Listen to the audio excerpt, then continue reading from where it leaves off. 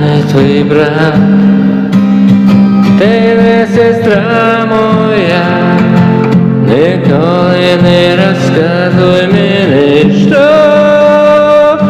і в чому я винен на нашій землі.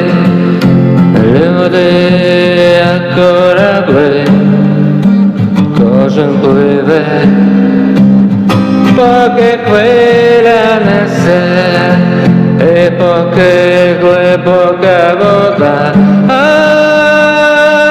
і поки глибока до самого дна, до самого дна, а до берега тихо хвилі несуть поранені душі живих кораблі, а від берега знову в море йдуть ті, хто вірили в правду, знати хотів.